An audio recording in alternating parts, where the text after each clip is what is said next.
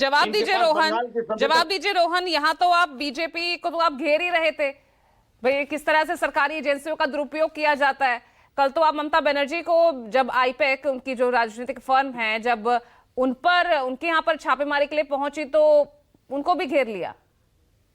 पूजा जी, सबसे पहले तो मैं कल रात भी गरिमा जी के साथ ये डिबेट पे जब बात कर रहे थे तो मैं यही बोलना चाह रहा था कि आप जानते होंगे कि बीजेपी का सेंट्रल एजेंसी, सेंट्रल जो रेटिंग बोर्ड है, उसने विजय जी का एक बड़ा मूवी रिलीज होने वाला था आज, उसको बंद कर दिया है। तो वो बंद करने के बाद उन्होंने आज ये वाला एक स्क्रिप्ट, ये जो आज 2 दिन से चलेगा, ये वीकेंड तक चलेगा, ये जो बीजेपी, ईडी और तृणमूल बंगाल में जो स्टोरी बना दिया है ना, ये एक मूवी के जैसा बन रहा है पूजा जी।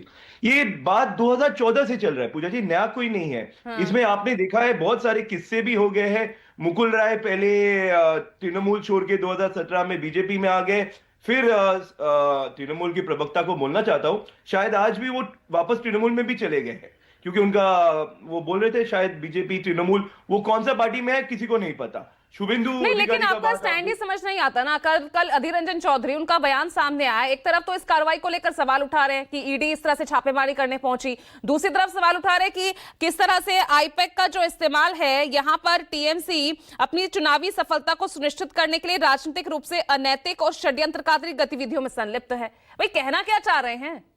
नहीं नहीं मैडम, थोड़ा रुक जाइए ना। हम लोग सबसे पहले देखिए, क्या लीगल है क्या इलीगल है, क्या आपको भी पता है क्या क्या लीगल है क्या इलीगल है। ये जो दो पार्टी बीजेपी और टीएमसी, जो एक सत्ता सेंटर में है और एक स्टेट में है, क्या लीगल है क्या इलीगल है, सब कुछ को तो धुआंसा कर दिया है। और अधीर चौधरी और शुभंकर सरकार का स्टैंड एकदम क्लियर है मैडम। हम जो बोल रहे हैं कि 10 साल से ईडी हो या सीबीआई हो, जो भी सेंट्रल एजेंसी जो विरुद्ध काम कर रहा है, उसके वजह से आज देश का पॉलिटिक्स एकदम गिर चुका है। दो चीज आपको समझना पड़ेगा।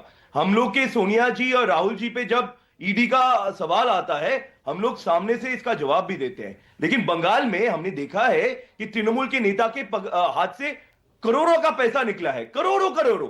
फिर भी 2014 से आज 2000 तक कुछ नहीं हुआ। तो ठीक है राहुल आर्यन, आपके कुछ नेटवर्क में प्रॉब्लम है, मैं वापस आ रही हूं रोहन।